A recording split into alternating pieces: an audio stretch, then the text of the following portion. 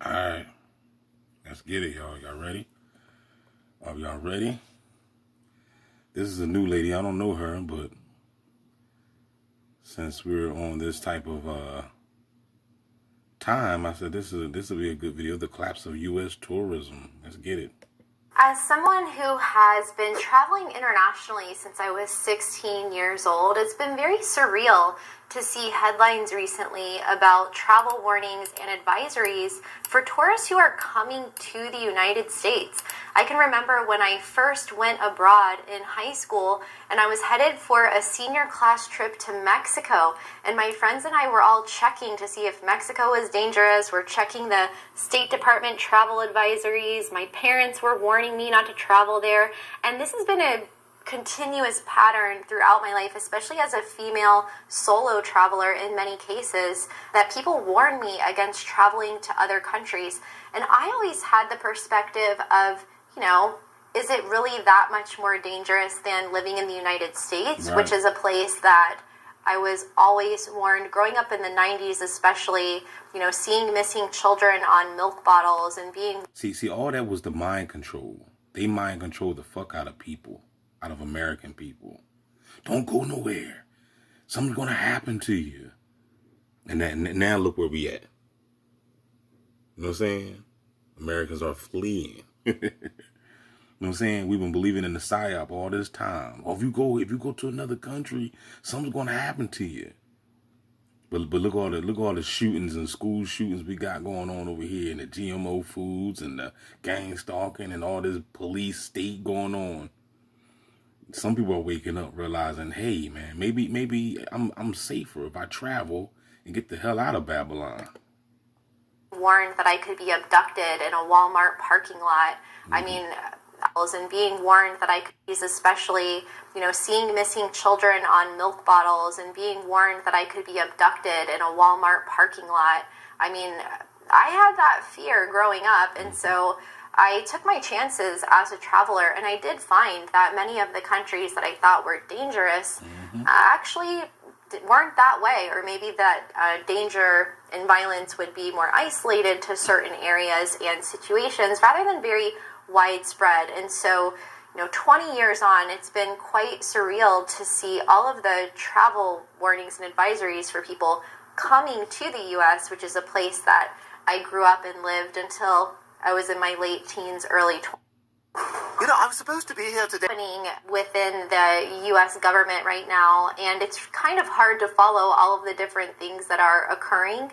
But from what I can tell, there are a few different reasons for why countries are warning their citizens not to travel to the United States. And it seems like the headline from the news stories is a bit different from the comments by the actual citizens of these countries who are going there. So I'll try to share both sides of the story with you.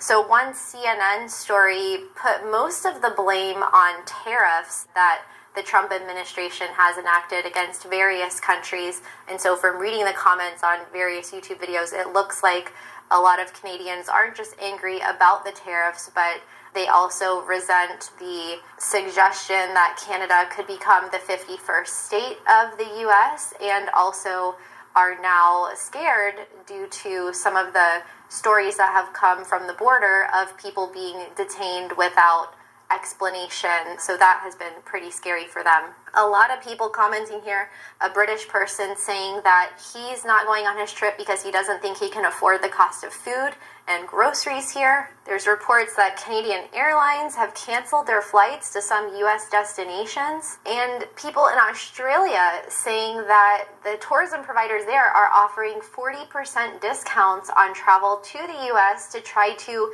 increase demand. So the numbers already this month look like double-digit declines in travelers to the U.S. from various countries, up to 23 to... Oh, that's interesting. So nobody want to come to America right now? Except the immigrants, though. Why U.S. tourism sector is plummeting massively, not just from Canada, but from Mexico, Germany, UK, Spain, France, India. New update you need to know. in travelers to the U.S. from various countries, up to 23 to 30% fewer travelers coming across the border from Canada, although the numbers might be higher than that. 23% fewer travelers from Mexico, nearly 20% fewer tourists coming over from Europe, and really the list goes on. There's a lot of numbers being thrown around as well as to what the economic impact on the United States could be, with some figures reaching $60 billion. It's gotten so bad that people are reaching $60 billion. That's crazy, boy. That's a lot of money, man. It's gotten so bad that people like Gavin Newsom, the governor of California, are actually coming out doing press conferences begging tourists to come to his state. I don't know if that's ever something that I've seen before. And what a lot of people are afraid of is that this could just be the tip of the iceberg, because a lot of the travel that was canceled in the first quarter of 2025 was booked back in 2024, because you want to book ahead, get lower airfares, make sure to secure your accommodations. And so it is possible that these numbers continue to plummet, especially through summer travel, as people don't just cancel the trips that they've already booked, but they're deciding to book to alternative destinations and spend their tourism dollars elsewhere. Countries who have officially issued travel warnings and advisories to the U.S. include Canada, Denmark, Finland, France, Germany, Mexico, and the U.K. On top of that, it's not just tourism which is down incoming to the U.S., but it's also Americans who, increasing numbers, are wanting to leave the United States. Now, this is a trend that's been going on at least since the 1970s, but it is accelerating in recent years. And a new study came out that says as many as 42% of U.S. citizens have thought about moving abroad or would like to move and are already planning their move. So that is pretty crazy numbers. I mean, almost half of the U.S. population has been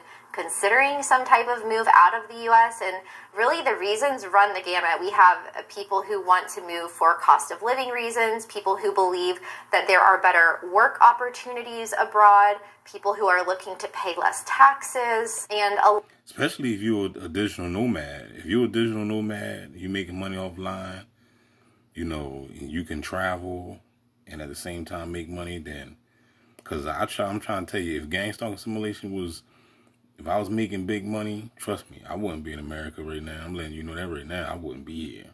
You better believe that.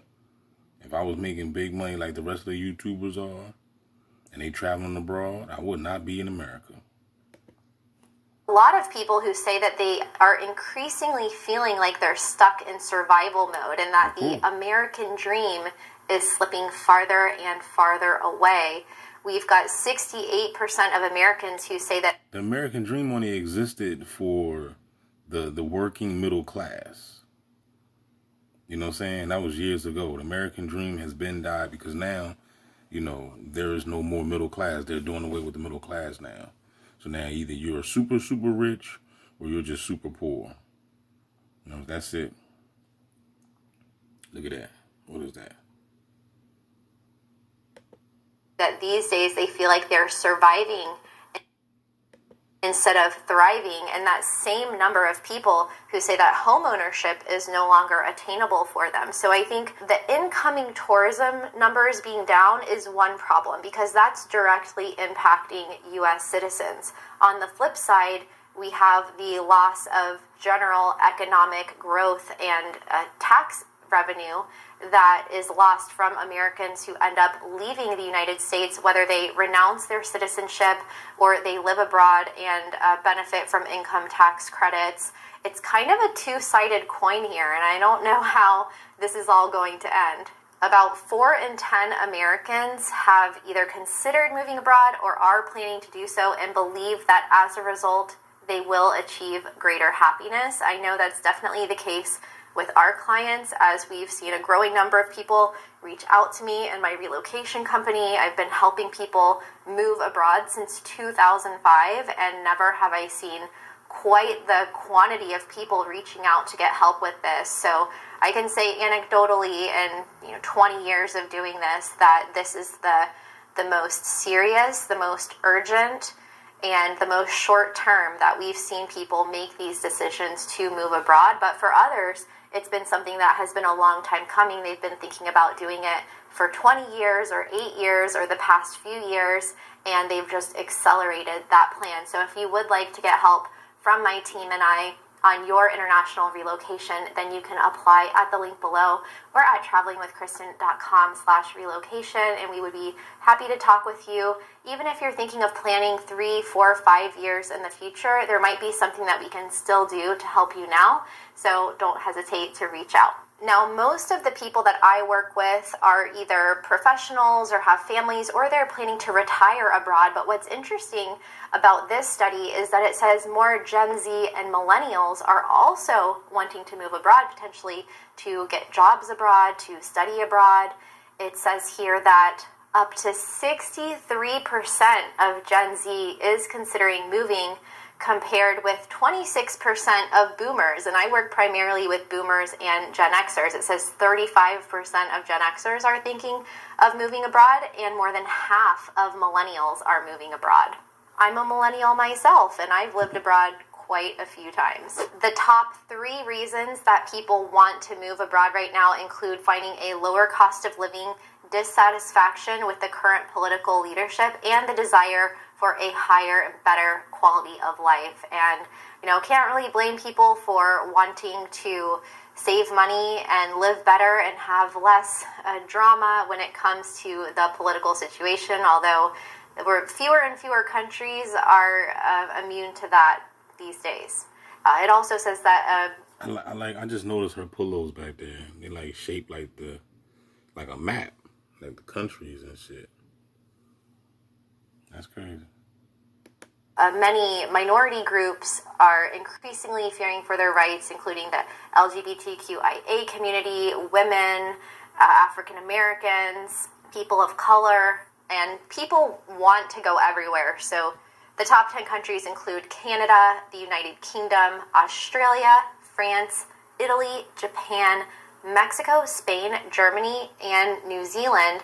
And then ironically, Canada is at the top of the list when it comes to boycotting U.S. goods and travel. So here we have a bit of a reverse migration coming here, where Canadians don't want to visit the U.S. for holiday and Americans want to move to Canada.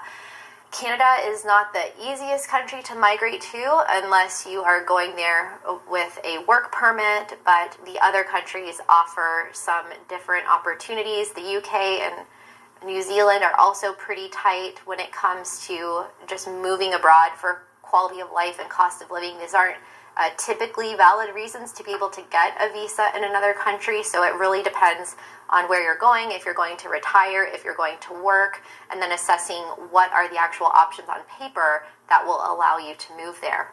Another concern that I myself have, and also a lot of my clients, YouTube subscribers, people contacting me, is what will the effects be on the U.S. passport?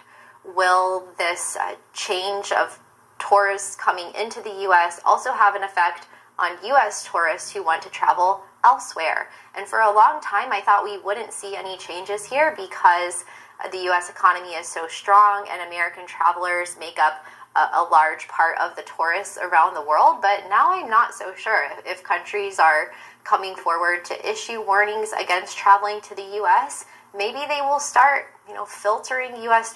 tourists more when we go there. And so that's definitely a concern of mine. And if you'd like to know about any changes here, because the U.S. economy is so strong and American travelers make up a large part. I don't know why she said the U.S. economy is strong.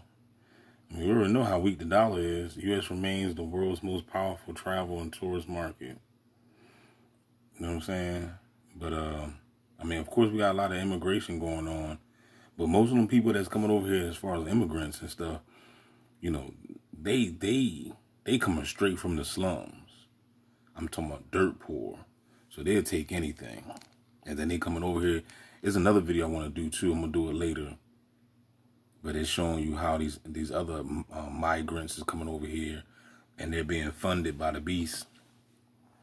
And they're using old hotels, right? And they're housing these migrants or immigrants in these old hotels, and they're giving them cars, subsidies, all the food stamps, everything, and they out there gang stalking. So it seems, like I said, if in order for you to be like a migrant or immigrant or whatever to come over here in America, you're gonna have to be down with the police state. If you down with the police state, you can stay here. You know what I'm saying? Cause that's what he want now. That's what America is looking for. America is looking for people that's gonna be down with the get down, with the gang stalking, the police state. Cause that's the only thing. That's the only thing popping right now. As you can see, the workforce is jacked up. You know what I mean? So let me know what y'all think about this, man. You know what I'm saying? The collapse of U.S. tourism and why Americans are fleeing. You know, some people ain't gonna look. I'm keeping it real with you. If I had the money, I would be gone. Period. No questions asked. I'll be out of here. You know what I'm saying? You know, that's just me. You know, I know some of y'all scared to leave. You don't want to stay right in your damn hood for the rest of your life. That's on you. That's on you. But if I had the money, I would be gone. Holla back, y'all. We out.